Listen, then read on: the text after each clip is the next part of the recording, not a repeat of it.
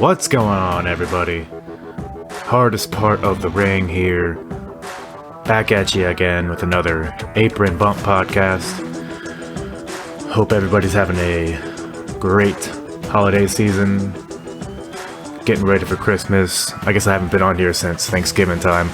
Hopefully everybody had a smashing Thanksgiving. Just overstuffed yourself like I did. I hope so. Speaking of overstuffed, man, did I think I picked the worst time to start a wrestling podcast, man. Did you guys know that there's like a lot of wrestling now? Like a lot of it. It is hard. It is hard to keep up with it. To have a job, to have a social life, to, play video games, masturbate, do all the things you love to do, and keep up with all, even just like WWE and AEW, just the main ones. Like keeping up with that, it's tough. I mean, I enjoy wrestling, obviously, so I don't mind it, but I don't know. I'm kind of kidding, but kind of not. But it's all good. Because while there's a lot of wrestling out there, that means there's a lot of good wrestling out there. And it's been December is always kind of like a weird time, especially in WWE. But now it kind of has, we're seeing with AEW, kind of a leaner year, kind of an off season. Not an off season, but like nothing groundbreaking's ever going to happen. You know what I mean? Before we kind of dive into the past week of wrestling, had some news, some outside news. John Morrison appeared on The Bump the past 2 weeks, actually. That morning show on the WWE Network with Caleb Braxton and other guests that they have on there. Which, by the way, I haven't been watching The Bump, but I mean that show looks pretty. I kind of like the feel of that show. It kind of has like the same tone as Backstage or Corey Graves' podcast, where this really shows why WWE's been so successful over the years, is their ability to adapt and to adapt with the times. We have all these the dirt sheets, we have social media, we have the Backstage sources giving me the scoop on all this stuff, and WWE's kind of gotten ahead of that with their shows that break the fourth wall a little bit. They're kind of outside of the kayfabe universe of WWE. They kind of toe the line of scripted, unscripted. I don't know. I think it's pretty cool. Yeah, they had him on 2 weeks ago, I believe, where that was his first appearance, kind of confirming that he is indeed coming back to WWE, because we've heard through dirt sheets and other online sources, quote unquote, that he's coming back to WWE, that he re-signed. But that's a thing that we hear that all the time, right? Oh, so and so's in talks with Vince.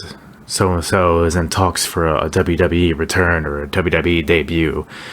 And a lot of times it never really pans out to anything, but in this case, obviously it did, So, yeah, Morrison, first he came on The Bump pretty much just to say, hey, I'm coming back. I have unfinished business, whatever.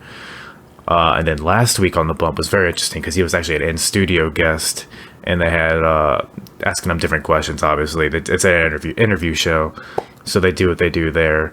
But my favorite part personally was when they brought The Miz in. I guess he Skyped in or whatever.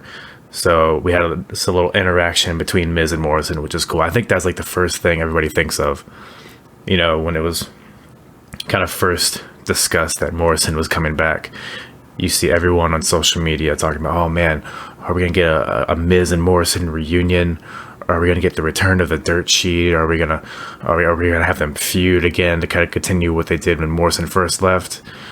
So, I don't know. There's a lot of intriguing possibilities with that, but we don't even know, honestly, if they're going to be on the same brand.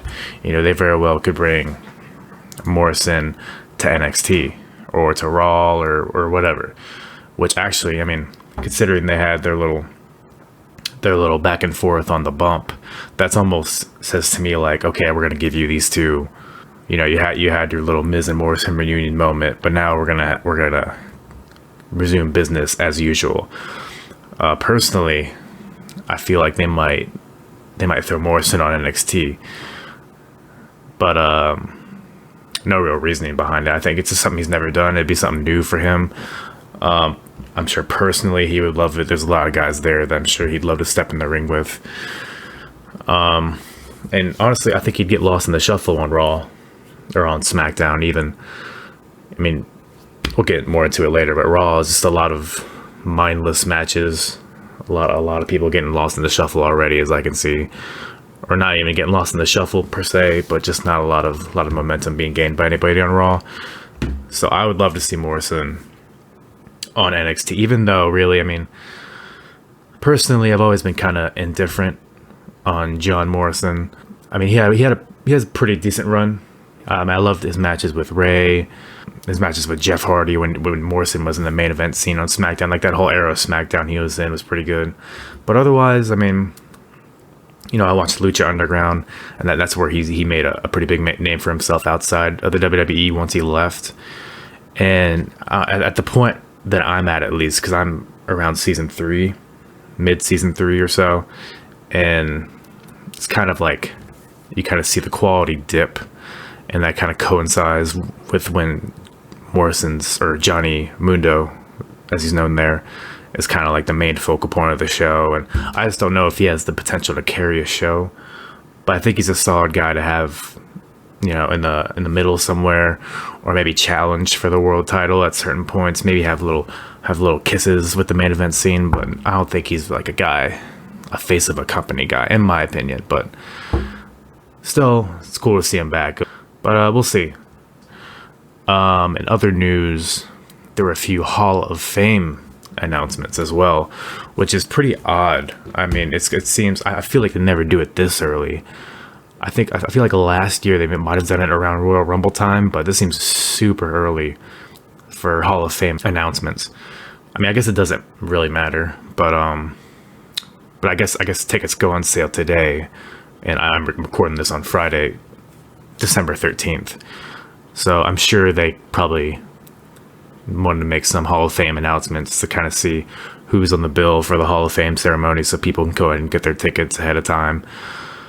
But, you know, it is what it is. So as far as the inductees go, first we have Batista, which I am stoked about. I always have loved Batista. I feel like he never really got his due when he was really like the top guy in the company, like, you know, late 2000s or so. I think he's super underrated in the ring. I think he has a great look. I think his character was always interesting to see. And I mean, he's gone on to have like insane success in movies, more success than I think anybody ever thought that he would have. I mean, you just think of the matches he's had with Undertaker, Triple H, Randy Orton, John Cena. I mean, he's been in there with a who's who of people. And I don't think people even really know the magnitude of the impact that he had, or the longevity that he had. So super happy for Big Dave. I think it is kind of weird. You know, you look at Evolution, right?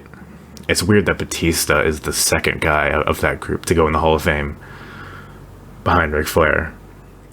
And I know, you know, Randy Orton's still an active competitor, so they're not going to throw him in there yet. But I'm sure as soon as he retires, he'll get in there. And Triple H, I mean, shit, man. I don't know if they'll ever put him in the Hall of Fame as long as he's heading things. I don't think because you don't want to induct yourself, you know? You look like an asshole when you induct yourself into the Hall of Fame. So, I mean, I'm sure he will. Triple H in the next couple of years or so. Obviously, I mean, it's not even like a question. But, anyways. So I guess it's not that crazy that Batista's the second one of that group. But, either way, happy for Batista. And who else? Who else is in the Hall of Fame but the NWO? So, and judging by the graphic that WWE posted, it'll be Scott Hall, Kevin Nash, Hulk Hogan, and X-Pac, which is a very bizarre kind of... I'm surprised they threw X-Pac in there. One, because he already went in the Hall of Fame with DX. Two, because there's other guys from the NWO that were in there longer than X-Pac was. I mean, I think Big Show, I think he joined the NWO before X-Pac and was in there longer, if I remember correctly. I could be wrong there, but I mean, I'm sure with Big Show, they probably wouldn't throw him in there on his own. And I guess X-Pac isn't maybe in their eyes, doesn't have the merit to get in there by himself. So this is kind of a way to get him. I mean, he has 2 rings now, or he's going to once they induct him, which is kind of crazy. But I mean, personally, I'm not a huge fan of the whole inducting a faction into the Hall of Fame. It doesn't really make a lot of sense to me. I think it kind of, for one, it makes people 2-time Hall of Famers, which is kind of fucking dumb. And 2, I mean, what do you don't think? I mean, Scott Hall's already in there, right, as Razor Ramon. Does Kevin Nash not have the accolades to get in there by himself? I mean, Hogan's in there already. X-Pac's in there already. Scott Hall's in there already. So you just doing this as a half-assed way to get Kevin Nash in there? You don't even want to induct Diesel?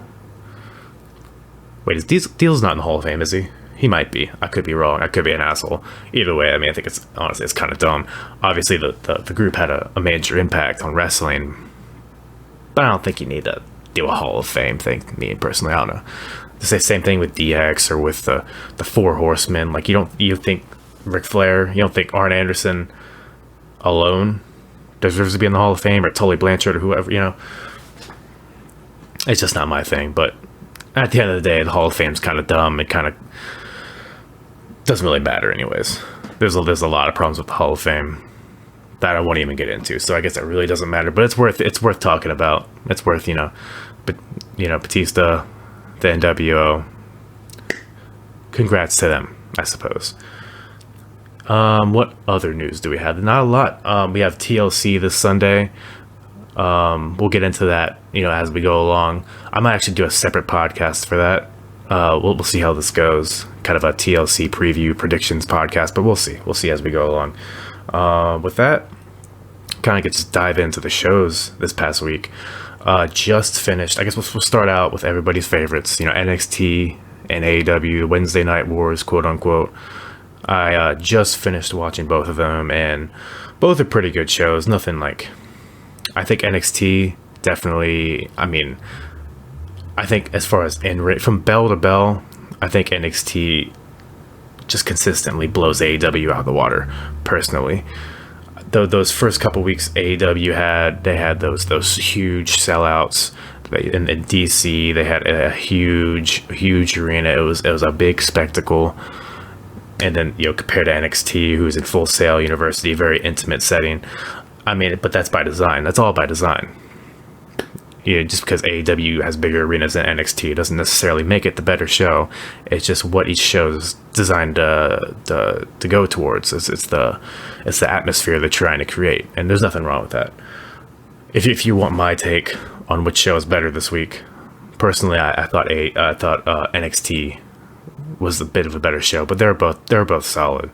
I mean, just going right into NXT, you start out with Lio Rush versus Angel Garza for the Cruiserweight Championship, and these are, especially Angel Garza, man, I think that dude, like, I feel like the past decade or so, WWE has been looking for the next Eddie Guerrero or the next Rey Mysterio. I think Angel Garza is that next huge Latino star. I think he has everything, dude. He has that charisma, he has the smile, he has the look, and he can do it in the ring, man. That dude's crazy in the ring. He kept up with Lio Rush, who was just like a superhero in there. He's just a little guy, but he's super quick, super fast. Both these guys, super talented in the ring, and they had great chemistry.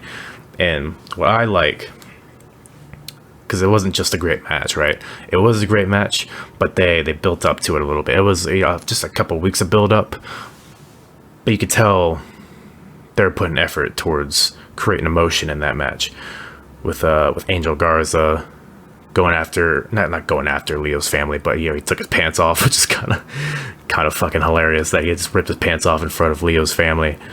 So that was basically the premise of the background of this match. It started off like very dirty fighting, which it kind of creates like a realistic fight scenario, which you don't see a lot. They got into the wrestling, quote unquote wrestling of it later in the match, but I love them starting off with just fists, and it kind of looked ugly, and just because I mean there's a lot of guys that can do these flips and fancy maneuvers and chain wrestling and all that. And that's all great. But what makes wrestling great is the conflict between two characters, that the building of the characters, the building of the storyline, and the execution of everything that's been building up. And I think this match was a great representation of that. It started out very emotional, very, very fast, very hard hitting, and it just kept going. And ultimately, Angel Garza came out on top and won the Cruiserweight Championship from Lio Rush, which was, it was great to see. I mean, I will keep pushing Angel Garza till the day I die, man. That dude has it. He's going to carry that Cruiserweight division for however long he holds that title, and then whether he stays in NXT or he moves on to Raw or SmackDown or whatever, that dude's going to have a lot of success as long as he keeps his head on straight. So, good shit with that Cruiserweight title opening match in NXT. Some other highlights of the show, you had, so the Worlds Collide show, I guess, is Royal Rumble weekend instead of a takeover, which I think is pretty cool. I think NXT takeovers kind of deserve their own spotlight. And it's a bit of a fatiguing weekend when it's both takeover and a pay-per-view, personally, just in my opinion. But instead, they're going to have a Worlds Collide show at the end of January, and they're kind of slowly building that up with having an NXT versus NXT UK match on these NXT shows. They had it last week with, I believe it was, who was it? Fuck, I don't even remember. Oh, that's right, it was Cassius Ohno versus Matt Riddle. Cassius, a part of NXT UK, which, if you guys aren't watching NXT UK, I mean, I'll admit I'm a few weeks behind, but Cassius Ohno is doing pretty good shit over there. He calls himself the British wrestling genius, which is kind of funny because he's not British, but he claims that he's the best British wrestler in the world. It's great heel move, and his matches have been super good over there, and it translated to a great match here with Matt Riddle. I mean, this is like their 80th match, and Riddle's won every match, but it's fine. But this week we had Travis Banks versus Jackson Riker, which is like a whatever match. I mean, who cares about Gunner? Do you care about Gunner? I don't care about Gunner. Travis Banks got the win. Travis Banks also is kind of like a whatever guy. He doesn't really have a lot of character, at least that I've seen. It doesn't seem like he's really getting over with the crowd as much as they're trying to push that on him. But it was a fine match, I guess. It was short. It was good for what it is. And kind of pushed along this NXT versus NXT UK storyline that they're going into Worlds Collide. And then, obviously, you have the main event. Keith Lee versus Tommaso Ciampa versus Finn Balor. Great match. It was kind of short. It was a little shorter than I would have liked, but still a really good sprint of a match. Surprising to see Finn Balor come out on top, and surprising to see him pin Keith Lee in the middle of the ring. I don't necessarily have a problem with that, because the way it happened, it was a competitive match, and it kind of caught him. It was kind of an out of nowhere finish, so I don't think that hurts Keith Lee at all. I see a lot of people complaining that Keith Lee had all this momentum and he's not facing Adam Cole next week for the NXT title. But I think you can look at it two ways. You can look at it as a pessimist and say, oh, they're not capitalizing on his momentum, or you can look at it as an optimist and tell yourself, hey, maybe they're building up to something bigger with Keith Lee. Maybe they don't want Keith Lee to challenge for the title on a regular NXT TV episode. Maybe they want him to compete for the title on an NXT takeover, you know? So I'm not upset about it. And Finn Balor versus Adam Cole, you're never going to see me complaining about that match. It's going to be a good match. And then interesting heel versus heel dynamic. Kind of interesting to see. I'm kind of interested to see how it's going to turn out, because Finn Balor's kind of towed the line. You know, I mean, I can see it isn't really towed the line. He kicked Adam Cole in the fucking face a few weeks ago, but we'll see how this match goes. We'll see how they structure this match. But I'm all for it. Excited to see that next week.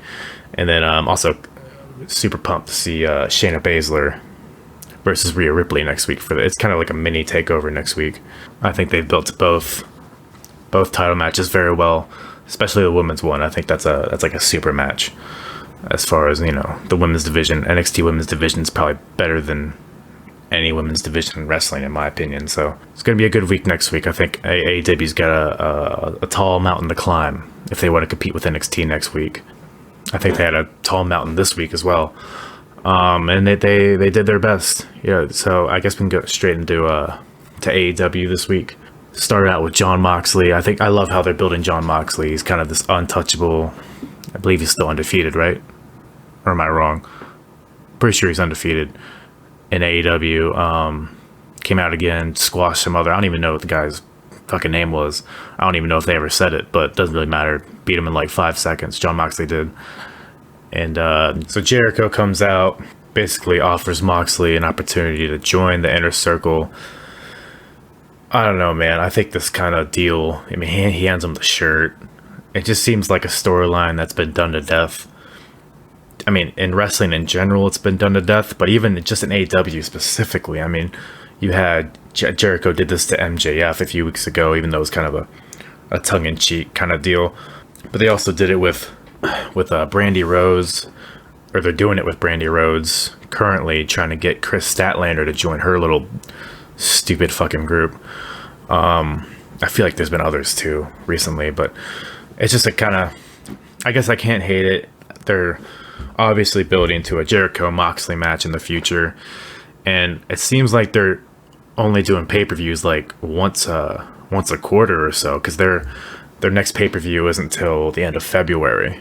So I don't know if Jericho versus Moxley is the title match they have in mind for that, but if it is, they got a lot of time in between now and then, so they got to have a slow build. So I guess it makes sense when you look at it that way. You know, they're going to have is Moxley going to join the Inner Circle? Is he not going to join? Oh, he put the shirt on, he joined. Oh, he hit Jericho with a paradigm shift. Oh my God, he rips the shirt like that. If they do all that cliche shit, then I'm going to be very disappointed. But if they want to be an alternative to WWE, hopefully they'll find a different path to take than that. But, you know, Jericho, Moxley, we've seen it before in WWE, and it was pretty lukewarm. But I think they're two different people now. Their characters are built to an extent to where a match between them would mean something. So that could be something I would get excited about. I'd look forward to that match that they're obviously building towards in the future. So you had that little deal there. You had Moxley, so Jericho gave Moxley the t-shirt, right? And he had it hanging over his shoulder, and then Moxley's looking into the camera. I think Moxley, he's even yeah, we've seen this storyline before. We know where this is going. So I thought that was a little funny detail that happened there. Then you had the Butcher and the Blade versus Cody and QT Marshall. I don't know who the fuck QT Marshall is, but that dude was over like a rover in this match. And Cody, Cody does what Cody does. Everybody loves Cody, and even Butcher and the Blade. People were kind of confused as to why Allie's all of a sudden this evil bunny wearing leather. And I'm not familiar at all with Butcher and the Blade. Apparently they're pretty big on the independent circuit, but I love their look. I think they have a cool, unique look. And in the ring, they seem to be able to go in there as well. So I'm a big Butcher and the Blade guy nowadays. We'll see where that goes, though. I feel like everything surrounding Cody storyline-wise is kind of convoluted, and because you have his wife, he's trying to separate himself from his wife, but not really. And then you have Butcher and the Blade, involved with him, and then you have. But again, this is similar to Jericho and Moxley. They're obviously building to Cody versus MJF, so you can't. They're not rushing it because they probably want that on the next pay-per-view. And that was even further proven with MJF's promo after this match, when he's basically he accepted the challenge from Cody, but it was only if certain stipulations were met. And he said he wasn't going to reveal those stipulations until they're in Jacksonville, which is at least a few weeks away, because I know they're still in Texas next week. Kind of dragging this storyline out. But yeah, that could either be good or bad, because long-term storylines are often the best, assuming they have a good payoff. Not just hot-shotted storylines that you see on Raw and SmackDown a lot. They're kind of week to week, we'll see what happens. They obviously have a plan with this, at least to a certain extent. So It's some good stuff. MJF's obviously a tremendous promo in the ring. I think he kind of relies a little too much on like curse words and like, I don't know, man. It seems like, because he's still young in the business, right? So it seems like he has like, okay, here's a list of things heels do. Let's just do all of them in like 10 seconds. Like, there's not a lot of nuance to him. But I guess people react to him. People boo him. People chant asshole at him. And that's really all you can ask for in a heel.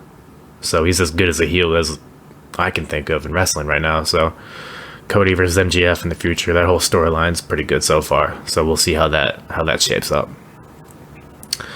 What else? What else is on that show? You had Big Swole debut in a pretty man, that match. I bring this match up because I don't want to bring up, everything on every show, because this podcast will be 10 hours long. But I wanted to highlight this match in particular because of, man, it was just such a weird, such a weird tempo to it. You know what I mean? It was like, so the crowd, I should say, I guess they're in Garland, Texas, which is right outside of Dallas. And, man, there was a lot of empty seats. I'm sure you guys have seen pictures that people have posted online of how many empty seats were there. Even though Cody will tell you they're at 80% capacity or whatever. But, man, it was empty, and it was pretty quiet at certain points. And it was almost peak quietness during this women's match between Emi Sakura and Big Swole. And dude, I'm not super familiar on Emi Sakura's history, but I understand she's a veteran in the sport, and she's done a lot for wrestling, for women's wrestling in Japan and elsewhere. I understand that, but man, the whole Freddie Mercury deal, the mustache and the music, and her like bringing the mic in the ring during the match and like singing into it during an abdominal stretch, like, I don't know, man, it just doesn't work for me.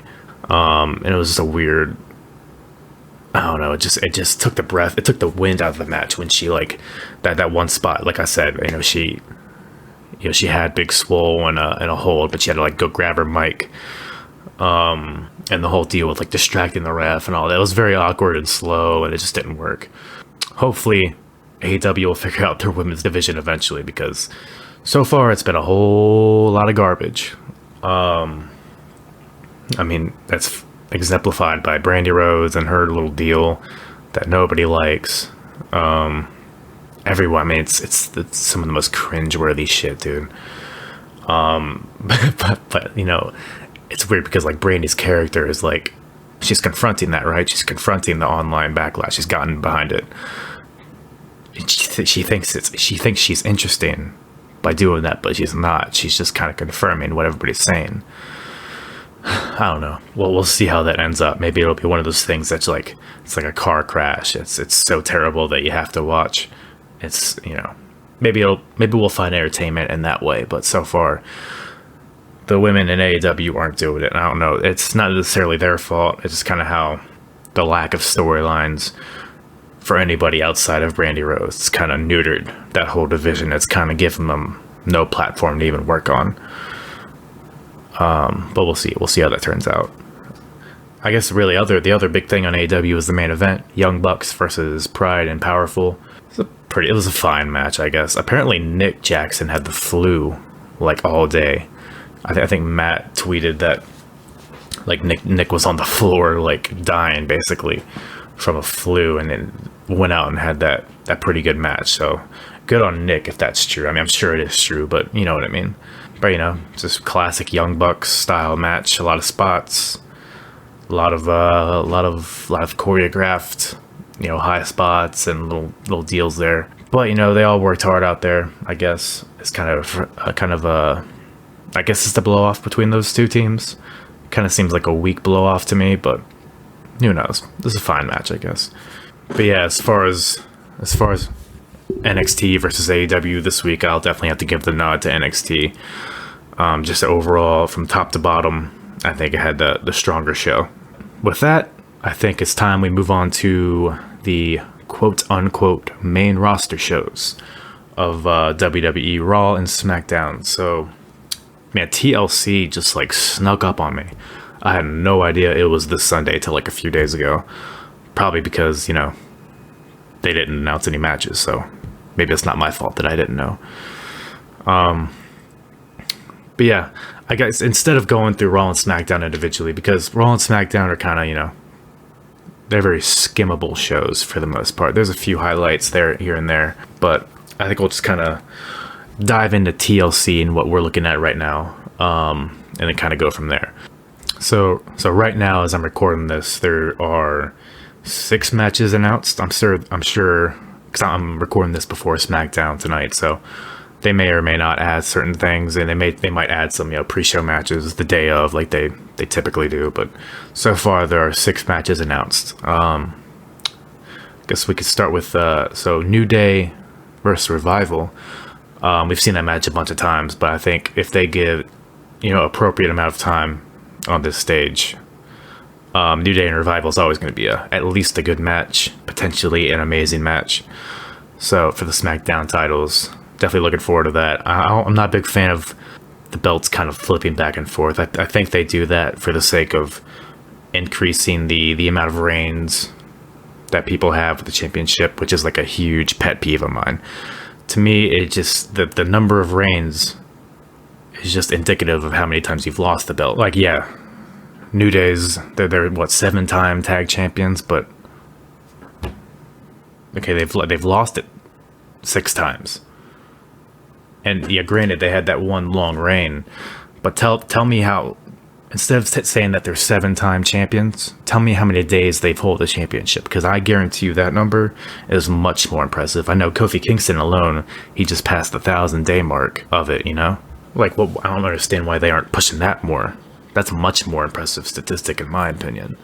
I say that because I'm kind of hoping Revival wins the titles back again. But I also don't want the titles to hot potato back and forth. So I guess I'm not too invested in who wins that match, but it'll be a great match to watch, no doubt. And on the Raw side of things, on the Raw side of the tag division, you have the Viking Raiders holding an open challenge, which it's fun. I mean, it's interesting. I mean, I have no idea who would end up challenging them. I know. Street Profits probably would have been my guess had they not challenged them on Raw. Which was a great match, by the way, if you have an opportunity. That was a very good match. They've always had good matches in Raw and NXT. So, but yeah, I guess so the Street Profits are effectively not an option anymore. I mean, you have Zack Ryder and Kurt Hawkins. I mean, I honestly, I can't, on top of my head, I don't even know who's on Raw as far as tag teams go. I don't think they have a lot of depth over there, so it could be a potential new team. It could be like 2 singles guys that aren't on TV now. Maybe they'll pair them together and create a new team, or maybe it'll just be like a team from NXT or whoever. So I'll always love a good open challenge. It's nice to have that unpredictability to it. Let's see here. You have a tables match between Rusev and Lana. I'm sorry, not between Rusev and Lana. I wish it was between Rusev and Lana. A tables match between Lashley and Rusev. I don't know, I guess this is a blow. Is this the blow off to this match? Probably not. They're probably gonna keep going this for a few months.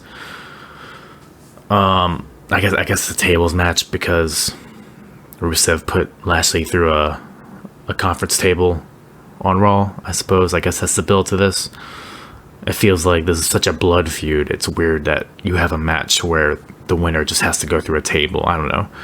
I feel like this warrants a TLC match more than other matches on the card, but it'll be fun, I guess. This whole storyline's fun. I mean, it's stupid at times, but people long for that Attitude Era style storyline that they had back then, and I think this kind of is along that same line. So it's dumb fun to watch. You can have your wrestling on the show, but every once in a while you just want some levity and you want some ridiculous storylines like this. So as long as they don't drag it on too long, but we'll see. So yeah, Lashley, Rusev, tables match, Nito, Burrito. And then Bray Wyatt versus The Miz for the Universal title. Not The Fiend versus The Miz, but Bray Wyatt, which is a interesting little dynamic that they threw in there. So yeah, I'm looking forward to how they handle Bray Wyatt, like just Bray Wyatt the man as just a straight up wrestler in the ring. You know, is he gonna wrestle in that sweater, that red sweater he has? I hope so, because you know, Miz versus the Fiend, I think that's kind of initially what people were thinking they were going towards with this, and I don't see how that would end up being anything other than just a squash match. But you had the fact that it's just Bray Wyatt. I mean, maybe that adds a sense of vulnerability to his character. That adds a sense of, oh, hey, maybe Miz can take advantage of him while he's at his weakest state. You know, he's not the untouchable Fiend. He's not the indestructible Fiend. He's just a guy in a red sweater vest and khakis. So, I mean, that adds an interesting element to the match, and it gives me a reason to be interested in it. So it looks like a good thing that they'll do. I think Miz I don't think he gets enough credit for his ability to incorporate emotion into storylines. They threw in the fact that Bray Wyatt was bringing up Miz's family. He was saying that basically he's going to take over his family, which is kind of a cool thing to do, and it creates something for Miz to really garner emotion towards, and it creates a strong storyline for this match, in my opinion. You add in the Daniel Bryan element to it, you know, the connection that Miz and Bryan have, and obviously the history that Bryan and Wyatt have. I think you have a really cool kind of web of story here, and that they could go in a bunch of different directions. And I think that's a kind of a story that could take us maybe even to WrestleMania, honestly, or at least till Roman inevitably wins the title from the Fiend at WrestleMania. So yeah, Miz, Wyatt, TLC, I'm all for it. Then we have, as of right now, we have 2 TLC matches. The first being a women's tag team championship match with the Kabuki Warriors taking on Charlotte and Becky Lynch. I mean, I'm glad to see that these tag titles are finally getting some spotlight, especially considering that it is Asuka and Kairi Sane that are holding them, who are 2 of the most talented women on the roster right now. And I love I don't like that their heel turn wasn't really kind of stated, you know. It was kind of just like a gradual, you know, they were baby faces one week, and then Asuka sprays Miss, so I guess that means she's a bad guy, I guess. And it was kind of a question for a few weeks, and then they have solidified it over the past few weeks that they're heels. But regardless how they got there, they're here now, and I love it. I think they both, you know, these 2 crazy Japanese chicks who aren't speaking English to us, you know, they're just ranting in Japanese at the camera. I think it's awesome. I think their whole presentation, their music, their makeup that they wear, and the style that they have in the ring. I mean, the way that they just beat the shit out of Becky last week on Raw was phenomenal. I'm not a huge fan of Charlotte and Becky teaming, even though they've done, you know, the best that they can in explaining it. You know, Charlotte had a handicap match against the Kabuki Warriors, and then the next week Becky did. So I guess the way they got there is logical. You know, they're not friends. They don't like each other, but they have a common enemy. So I suppose it works, but like, hopefully it just doesn't lead to a long-term team between Charlotte and Becky, because after all the shit they've been through, it would just be a spit in the face to long-term storylines, to longevity, to continuity. It would undermine continuity, and there's a lot of other talented women on the roster that are tag teams that aren't getting any spotlight. And I think this TLC match, what this does is it puts a spotlight on the women's tag team titles. It also gives it a bit of prestige. So ideally, if the Kabuki Warriors are to defend these titles in a great match, then at that point you could have somebody like, I don't know, the Iconics, or somebody like Fire and Desire, or maybe Carmella and Dana Brooke, or whoever it is. They could insert themselves into the tag title picture, and it could actually mean something, because those titles would have a lot more weight behind them. People might not like Becky not defending the title at this pay-per-view, but at the end of the day, we have 3 different women's championships on the roster, and you can't have all of them happening in parallel and have them all be effective storylines. So I like the way they're kind of going about it. I just hope they don't go on too long with this, because I understand, you know, the whole premise of it is that Becky wants to collect her debt because Asuka beat her at the Royal Rumble, so she kind of wants revenge for that. But I hope, in my mind, I think the Kabuki Warriors need to win this match, and I think they need to move on to a new team to defend those belts against. Another TLC match. The other TLC match is Roman Reigns versus Baron Corbin, and I know people give Baron Corbin a lot of shit, right, for whatever reason, but he's a great heel, and I don't think you can discount that. I think people boo him, people don't like him, and that's a hard thing to be in today's day and age, because people love to cheer the bad guys because they think it makes them ironic and cool when they do that. But people don't cheer Baron Corbin, people actually hate him, and especially with this King gimmick, it makes him so much more obnoxious. I mean, he doesn't do it as well as like a King Booker or anything like that. He's kind of like, I don't know. It seems like he's not really committing to it as much as he should be, but I think he's doing a great job of being just a dickhead, you know, pouring dog food on Roman Reigns as he's handcuffed to the ring post. I think like that kind of shit, it's fine. I mean, it's not going to be something that I look back on a few years from now like, oh, that was some great shit.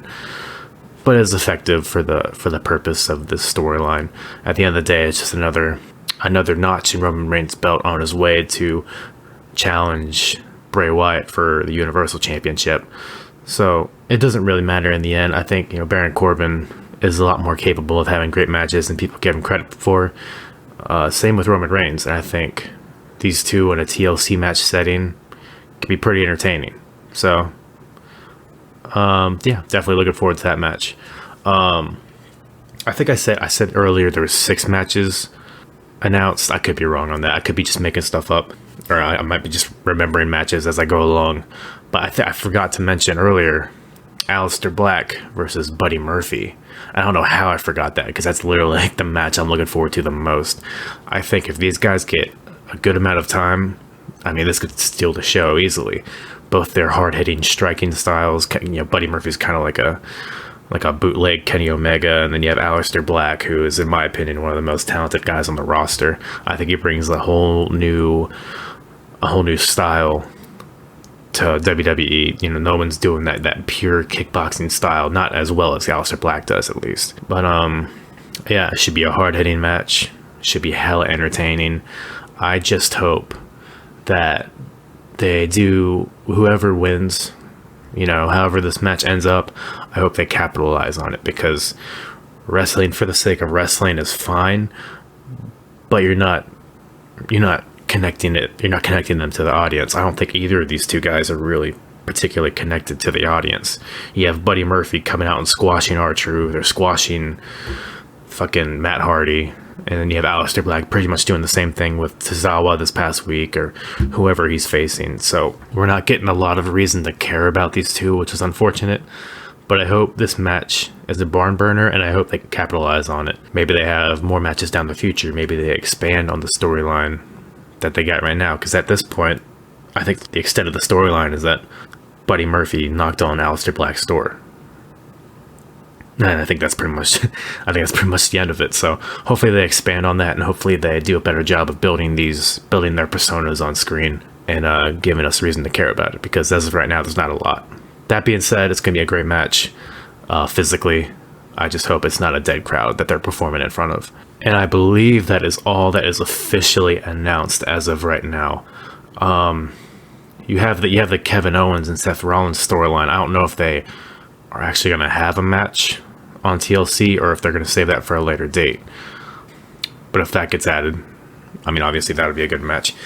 You know, as far as, you know, Seth Rollins goes, I loved his heel turn on Raw. Well, I loved most of it. Okay, like his promo was good. I think it came from a point of point of reality within Seth Rollins. I think he does feel kind of disrespected that, you know, he's putting his body on the line week in, week out. He's really trying his hardest every time he gets on that ring, and then people just kind of shit on him, which, you know, is a bit unfair. But I think Seth hasn't really given us much of a reason to cheer him lately. but whatever that is. I think, Seth's promo was great. When people get a mic in their hand and they get a chance to vent their real feelings, I think that's the stuff that's the most compelling to me. Whether it's Seth or whether it's CM Punk's pipe bomb, or whether it's Joey Styles leaving the commentary booth and just shitting on everybody. That stuff's always been the best as far as promos go, as far as characters go, when it comes from a point of reality, when it comes from its actual legitimate frustration. That translates into great storylines, and that translates into compelling characters. So, loved what Seth did as far as his promo goes, but the goddamn, shit. Him being in a computer chair in the back of a van, wearing like all black clothes with a hood up, hunched over.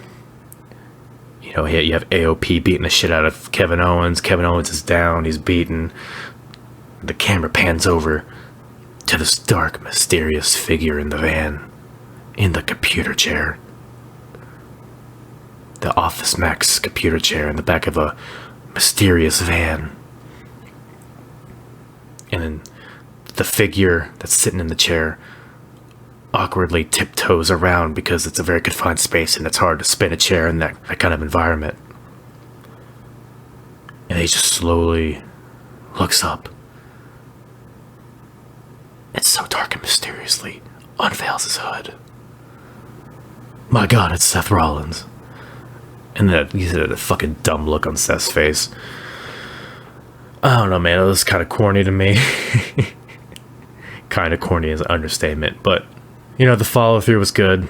And hopefully it continues to be compelling TV and not just more cornball shit like that. Overall, it was good, but that stupid reveal in the van almost ruined the whole thing for me. But yeah, I don't know if Seth and Kevin will have a match on TLC, but they're obviously building to that in the future. Kevin Owens has a ton of momentum behind him. I think he's pretty much where Seth was this time last year, where he was like the golden boy.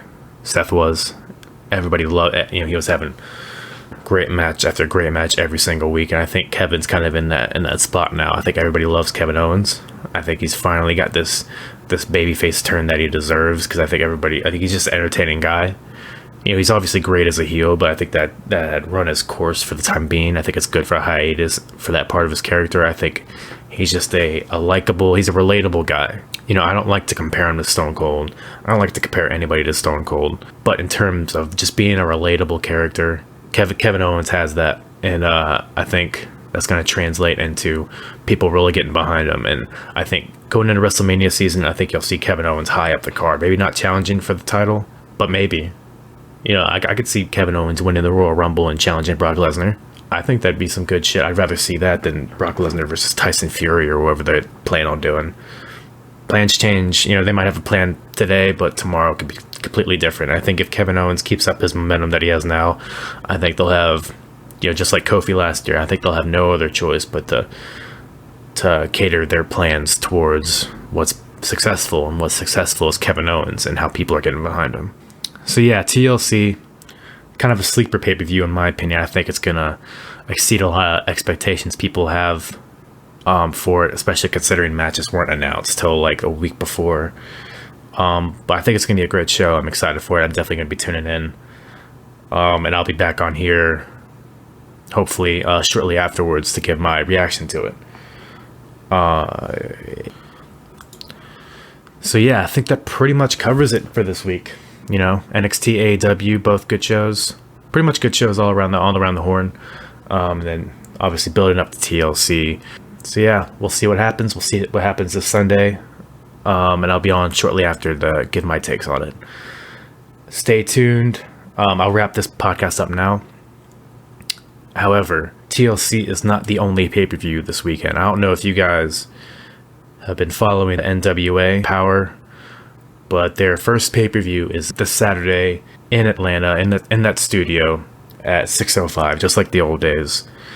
NWA Into the Fire. It's a pay-per-view this Saturday, and that is something that I will definitely be watching, and that is definitely something that I'm interested in. So stay tuned for more on that.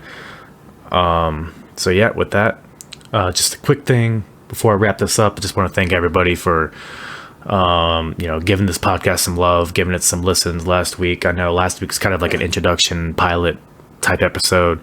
If you haven't listened to it yet, definitely go back and give it a gander. Kind of go over my thoughts on the state of wrestling today. I go over, my thoughts on the Wednesday Night War, quote unquote, and just an overview of wrestling and an overview of where I want to take this podcast, because I don't want this to be just a typical WWE AEW podcast. I want to have, I want to take time and take looks at things like NWA, like I mentioned, or things like Impact, or things like Japan, or things like Lucha Libre, things like MLW, Evolve, things like that. So thank you for all the support on the first podcast, and don't forget to subscribe, follow me.